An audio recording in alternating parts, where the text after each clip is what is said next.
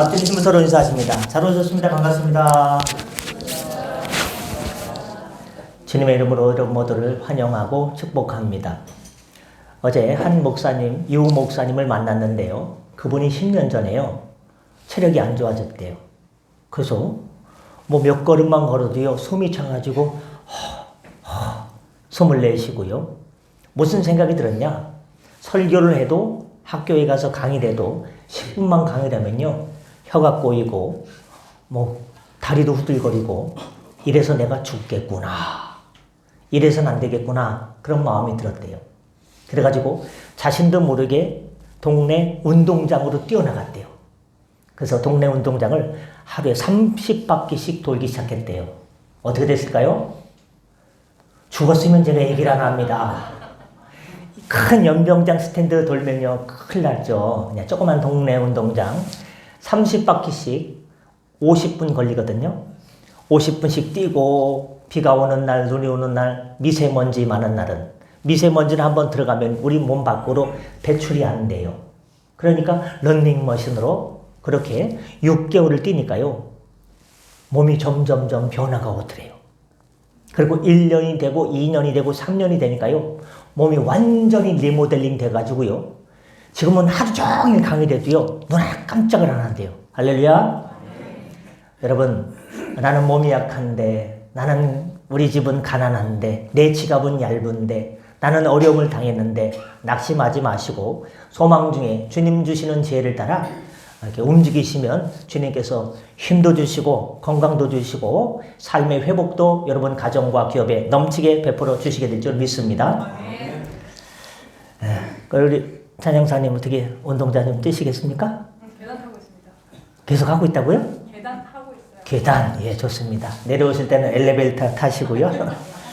오늘 마태복음 21장 1절부터 9절까지 말씀을 중심으로 따라합니다. 평화의 왕 예수 그리스도 라는 제목으로 말씀의 은혜를 함께 나누고자 합니다.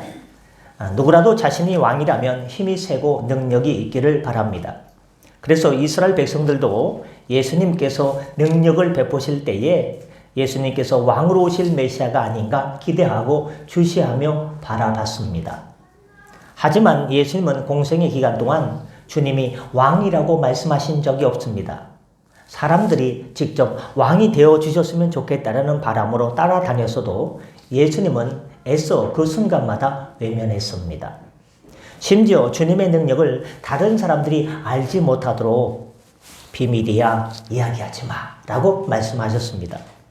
이렇게 예수님은 공생의 기간 동안에 자신의 존재와 행적에 관해서는 최대한 비밀에 붙이시는 방법으로 일하곤 하셨습니다.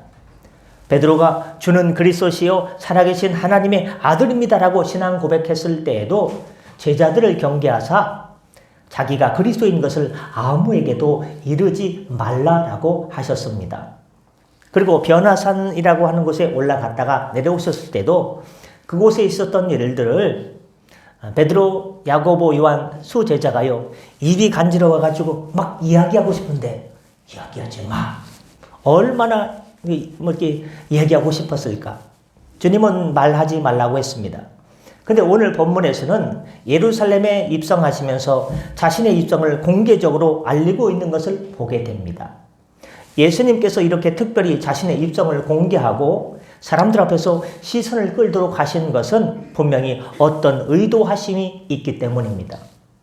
예수님께서 요단강에서 세례 받으신 다음에 공식적인 사역을 시작하신 후에 많은 일들을 통해서 사람들은 예수님이 메시아일 것이다, 선지자일 것이다, 아니면 다윗 시대를 회복할 왕으로 오신 분이다 라고 많은 여러 추측을 했습니다. 그리고 그러한 기대를 가지고 예수님을 따라다녔습니다. 더구나 예수님의 행적과 삶이 지금까지의 선지자나 종교 지도자들과는 너무도 다른 점이 많았습니다. 그래서 백성들은 예수님을 잘 따라다녔고 종교 지도자들이나 헤롯을 비롯한 정치권에 있는 사람들은 긴장하면서 예수님의 행적과 메시지 그리고 기적들을 예의주시하고 있던 것입니다. 쉽게 얘기하면 선거철에 좀 그저 그런 사람이 갑자기 지지율이 급상승하면요. 서로 싸우던 사람들이요. 싸움을 멈추고요. 급상승하는 사람을 어떻게 합니까? 막 물고 뜯게 되겠죠. 예수님께서 왕으로 오셨다니까요. 유대교 지도자들이, 종교 지도자들이요, 예수님을 물고 뜯기 위해서 어떻게 하나 보자 하고서 이렇게 예의주시하고 있었다라는 것입니다. 그러나 예수님은 말씀을 통해서나 행적들을 통해서 종교 지도자들과 정치적인 사람들에게 적대적인 모습을 보이지 않으셨습니다. 왜 예의주시하고 있느냐? 그렇게 쳐다보지 마. 왜 눈 세모나게 떠? 왜 눈 네모나게 떠? 뭐 그렇게 하지 않으셨습니다. 바리새인들이 예수님을 시험하려고 세금을 내야 하는 문제로 시험하실 때도 어떻게 했습니까? 하나님의 것은 하나님에게, 가이사의 것은 가이사에게 바치라고 말씀하시므로 어떤 충돌이나 자극도 주지 않으셨습니다. 예수님의 방법은 평화합니다. 어제 모스크바 근처에서 어떻게 됩니까? 콘서트홀에서 테러가 일어나가지고요, 100명 넘는 사람들이 죽었습니다. 왜 그랬냐 했더니요, 돈 벌려고, 죽이면 돈 준다고 해가지고 그랬습니다. 해가지고 세계 온 나라가 지금 테러에 대해서 규탄하고 있지 않습니까? 물리적인 충돌 방법을 주님께서 사용하지 않으십니다. 그러나 아무리 예수님께서 이렇게 조심스럽게 자신의 존재나 사역의 본질을 숨기면서 일하셔도 예수님을 바라보는 이스라엘 백성들이나 정치적인 사람들은 예수님께서 언젠가는, 지금은 힘을 숨기고 있지만 때가 되면 힘과 능력으로 이스라엘에 어떤 강한 변화를 가져올 것이라고 생각하고 있었습니다.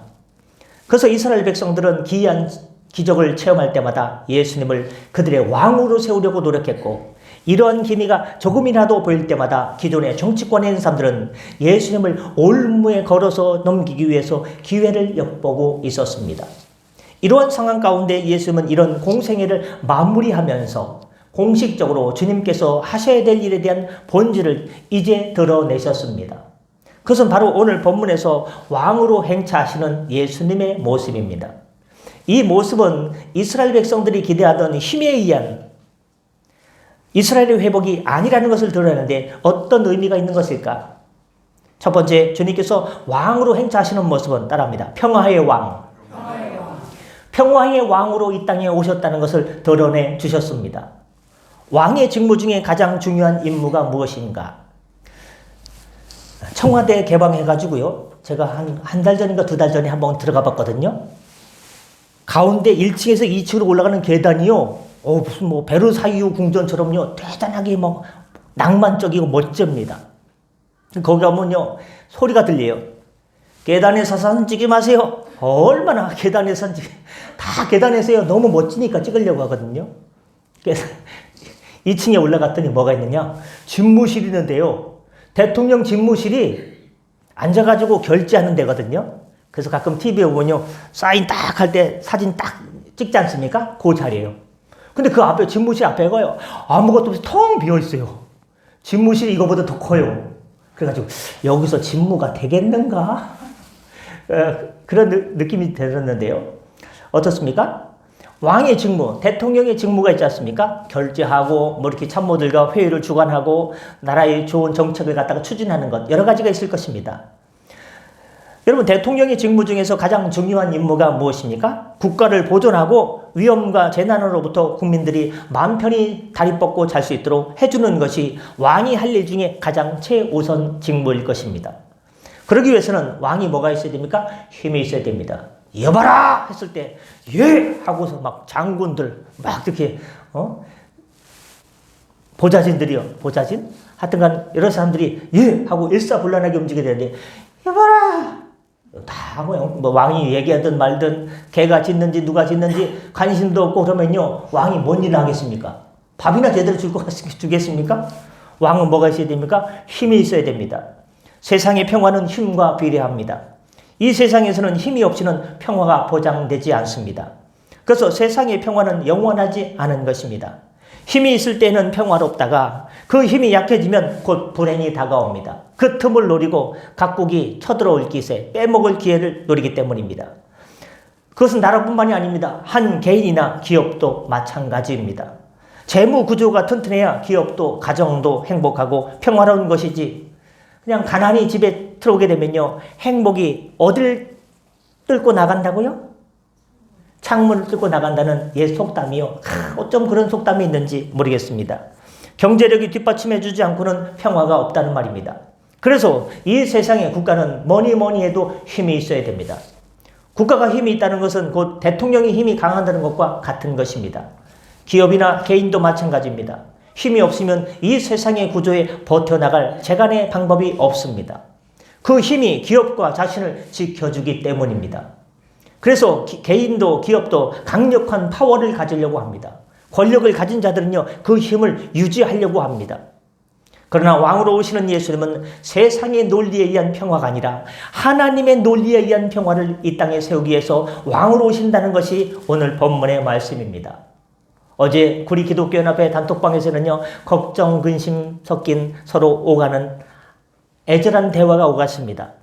다음 주 3월 30일이 되면 우리 집사님 사시는 구리 성광교회에서 새벽 5시 반에 구리시 연합 부활절 새벽 기도회가 있습니다.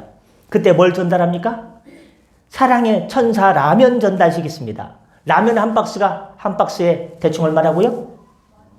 10,000원, 12,000원 정도 되는데 그냥 10,000원이라고 치면요. 구리시에 있는 교회들이 힘을 모아가지고 모금을 해가지고 모아가지고 오뚜기가 라면이 제일 싸대요. 또 맛도 좋아요. 괜찮습니다. 제가 여기 홍보맨은 아니에요. 예, 구리시 홍보맨은 제가 좀 해도 유튜브 안 보시는구나. 예, 그렇습니다. 뭔 얘기 됐죠? 이제 모금을 많이 해줘야 되는데 왜 회계님한테 물어봤어요. 이제 부활절이 일주일밖에 안 남았는데 라면 한 1200박스 살려면 돈 한 2천만 원 정도 필요하거든요. 얼마큼 모았습니까? 했더니요, 365만 원밖에 없습니다. 지금 몸이 답니다. 애간장이 녹습니다. 인간적인 생각으로 볼 때 일주일밖에 남지 않았습니다. 근데 우리 교회도 아직 안 냈잖아요. 오늘 오후에 내기로 했잖아요. 지난주에 좀 모금하고 오늘 모금 모아가지고 내기로 했지 않습니까? 좀 부족하면 교회에서 좀 이렇게 보태가지고 어떻습니까? 내기로 했는데 다 인간적인 생각을 할 때는 일주일 안에 1,700이 채워질 수 있을까? 물론 큰 교회 아직 동참 오늘 하는 교회들도 있지만 인간적인 생각으로는 답이 안 되는 거예요. 이번에 부활절이 좀 빠르기 때문에 계산이 안 됩니다. 그러나 우리는 무슨 생각을 해야 됩니까? 한 목사님이 주의 은혜로 주께서 채워줄 줄 믿습니다 했더니요, 그 임원 모든 분들이 평정 아멘 하고 편안하게 잠을 자고 오늘 아침에 이렇게 일어나게 되었습니다. 우리가 살면서 인간적인 계산으로 안 되는 것들이 많습니다. 여러분, 인간적인 생각으로 계산으로 안 되는 건 하나님의 방법으로 하늘나라 논리로 승리하시고 주의 은혜를 받아 누리시길 바랍니다. 우리는 믿음으로 사는 존재들이에요. 돈 갖고 사는 존재가 아니에요. 여러분, 돈 있으면 얼마나 있겠습니까? 왕으로 오시는 예수님은 세상의 논리에 의한 평화가 아니라 하나님의 논리에 의한 평화를 이 땅에 세우기에 왕으로 오신다는 것이 오늘의 말씀입니다. 세상은 힘이 있을 때만 일시적인 평화를 제공하지만 하나님께서 주시는 평화는 이 세상의 어떤 환경과 변화 속에서도 흔들림 없이 계속 지속 가능한, 유지 가능한 평화입니다. 그리스도께서는 지금 이스라엘 백성들에게 그리고 오늘 우리에게 이 복음을 전하시려고 예루살렘을 향해서 올라가고 계십니다. 무력에 의한 이스라엘의 회복이 아니라 평화에 의한 구원의 성취를 이룩해 주시려고 왕으로서 예루살렘을 향하여 나귀 새끼를 타고 행차하고 계십니다. 그런데 이 같은 예수님의 평화의 사역은 개인적인 생각에 의한 것이 아니라 하나님의 말씀, 예언이 그대로 이루어지는 예언과 성취의 측면입니다. 본문 4절 말씀은, 이 말씀은 스가랴서 9장 9절부터 10절에 이미 예언된 말씀입니다. 시온에 따라 크게 기뻐할지어다. 예루살렘에 따라 즐거이 부를지어다. 보라, 내 왕이 내게 임하시나니 그는 공의로우시며 구원을 베푸시며 겸손하시어서 나귀를 타시나니 나귀의 작은 것 곧 나귀 새끼니라.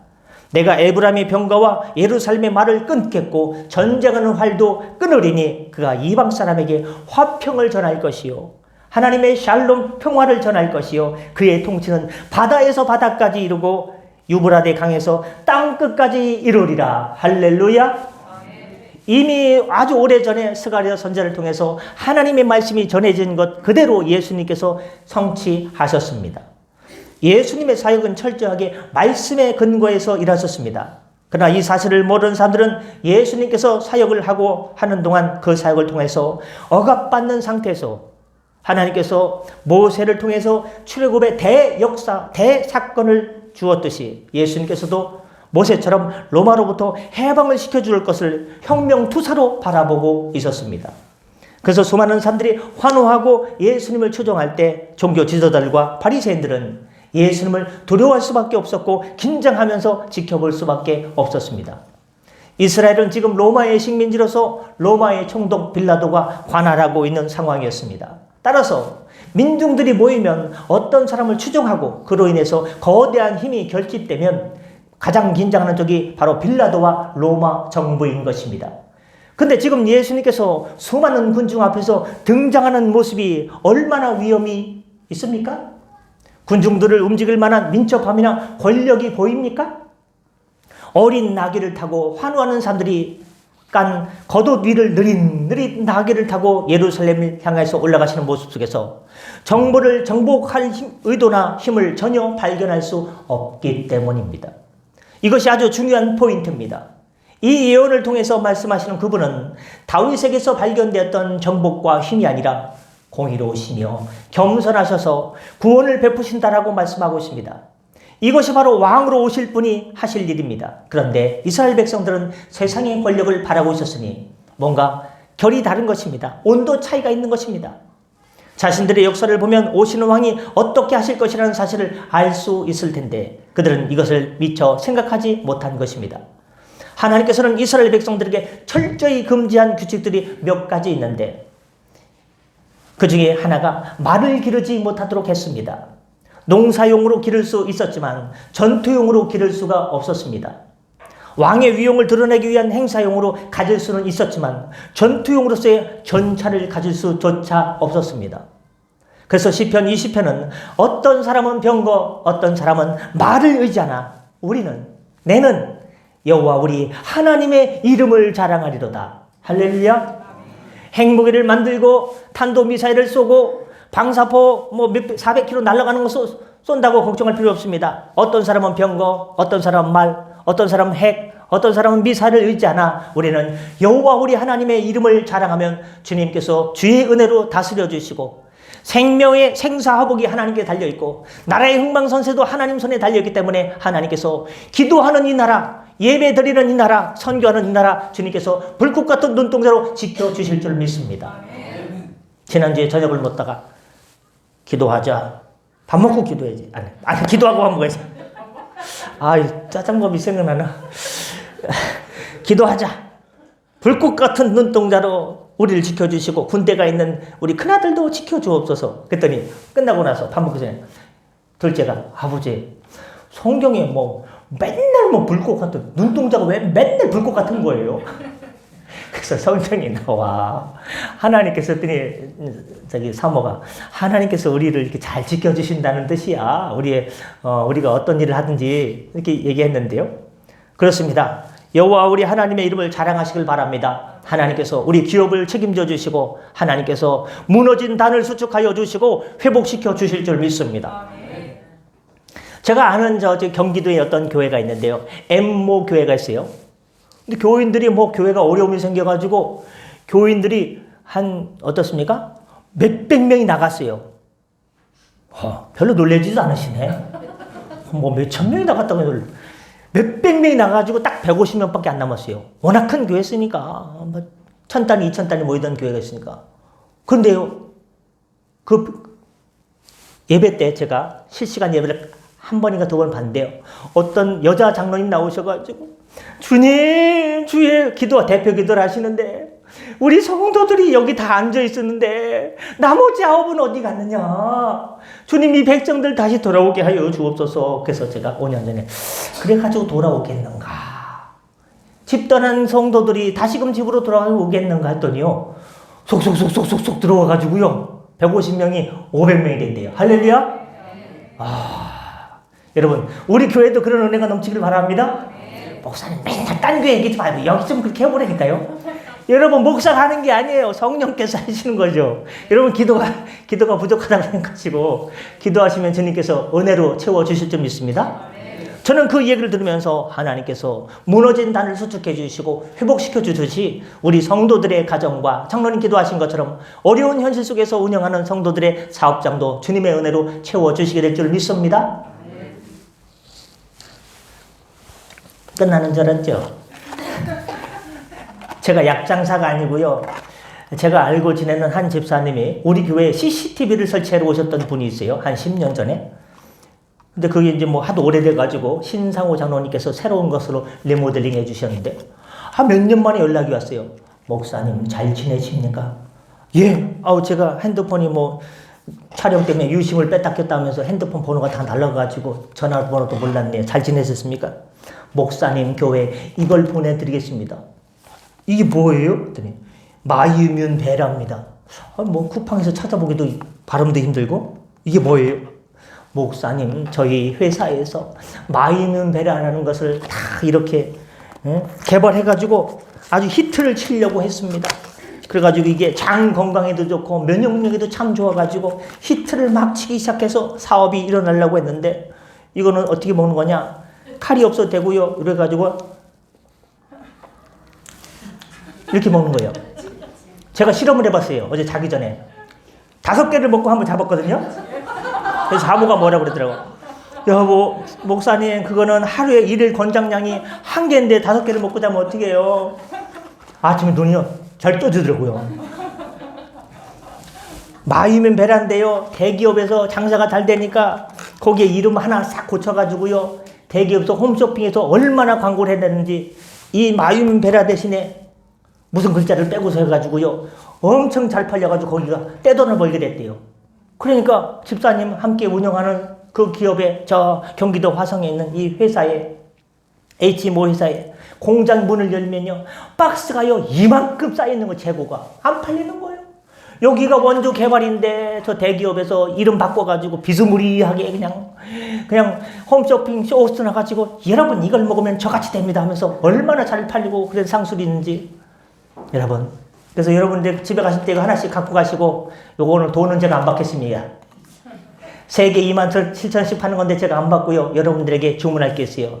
주님 여기 보면 제조 회사가 있거든요. 이 회사를 불쌍히 여기셔서 다시금 일어나게 하여 주시옵소서. 그래서 기도하라고 나눠 드리는 거예요. 뭡니까? 여러분 우리가 살다 보면요. 생각지 못한 어려움을 당할 때가 있습니다.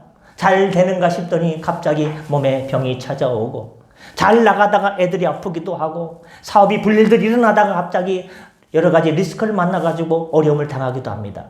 세상 사람들은 낭망하고 그저 술을 의지하며 살기도 하고 좌절하기도 합니다. 그러나 우리 믿는 이들에게는 소망 대신 하나님께서 우리의 아버지가 되어 주십니다.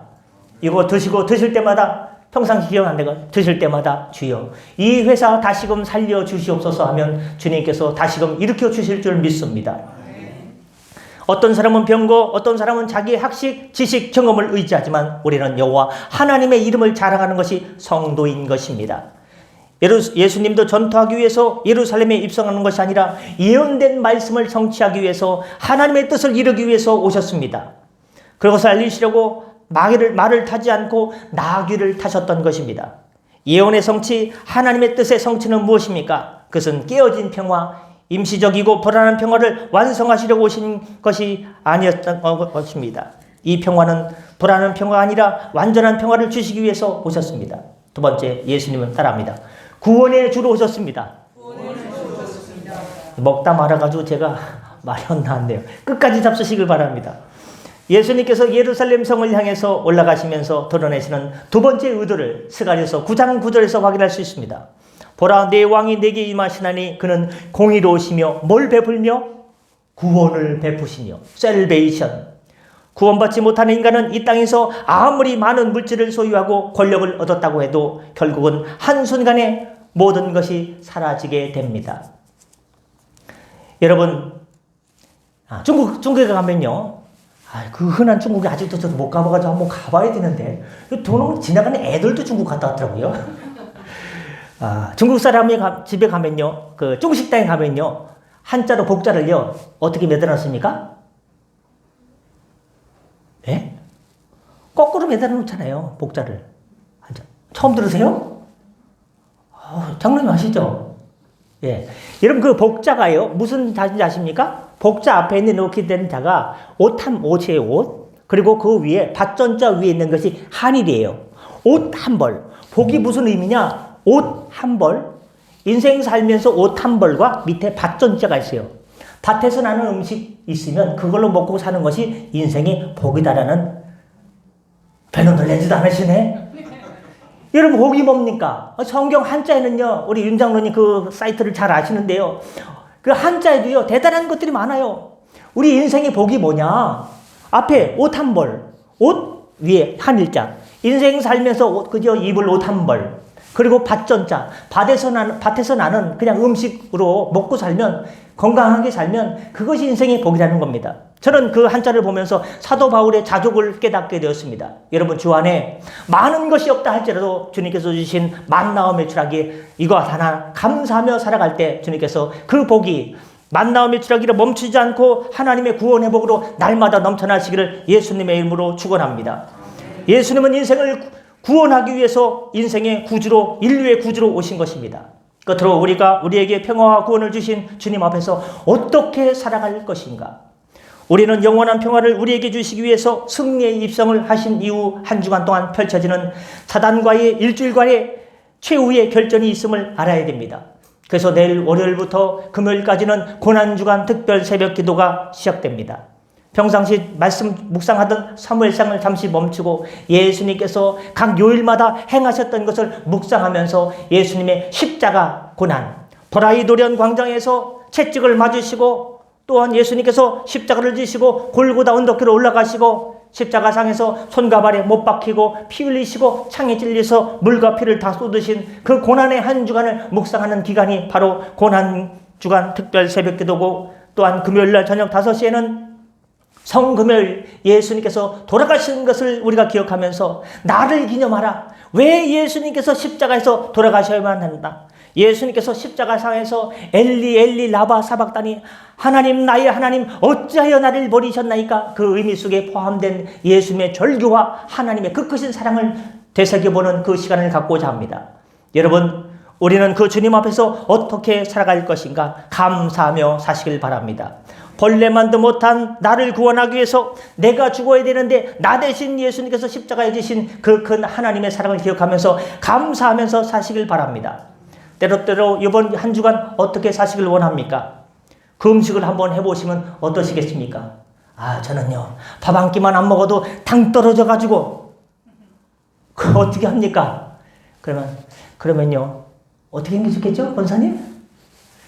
아침 한 끼라도 내가 이번 주 고난주간 아침 월요일부터 금요일 아침 한 끼만 해도 한번 금식해보자. 나는 오늘 일터에 나가니까 아침 안 먹으면 내가 후들거려가지고 일을 못하니까 그럼 난 저녁 한 끼라도 한번 안 먹어보자. 그럼 어떻게 하면 되시는지 아십니까? 점심을 많이 드세요. 그럼 저녁을 잘 버틸 수가 있어요. 십자가를 지시기 위해서 고난당하신 예수님의 고난에 어떻게 하면 내가 한번 몸으로 마음으로 심령으로 한번 동참해 볼 수 있을까 고민하시길 바랍니다. 아침을 금식하든 저녁을 금식하든 그 십자가를 지신 배가 고파야지 우리가 좀 힘들어야지 주님을 생각합니다. 등 따시고 배부르면 주님을 생각하기 힘듭니다.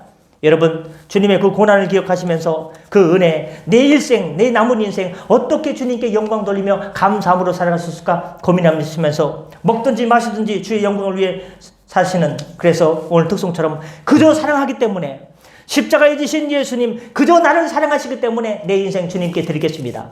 한번 믿음으로 한번 살아보겠습니다. 말씀대로 살아보겠습니다. 성경대로 살아보겠습니다. 그 인생 주님께서 반드시 책임져 주시고 무너진 단 속에서 무너진 잿더미 가운데서 다시금 싹을 틔우고 아름다운 아름드리 나무가 되고 은혜로운 풍요의 동산으로 주님께서 책임져 주는 인생이 될 줄 믿습니다. 그렇게 되기를 예수님의 이름으로 축복합니다. 기도하겠습니다. 평화의 왕으로 오신 예수님을 찬양합니다. 우리에게 평화뿐만 아니라 구원을 베풀어 주셔서 감사드립니다. 이렇듯 주께서 베풀어 주신 그 사랑에 어떻게 우리의 남은 인생을 주님께 은혜를 갚으며 살아갈까 고민하는 감사 백성 되게 하여 주옵소서. 감사드리며 우리 구주 예수님의 이름으로 간절히 기도드렸사옵나이다. 아멘. 주신 말씀 기억하면서 찬송가 144장 부르시면서 준비하신 예물 하나님께 드리겠습니다. 144장입니다.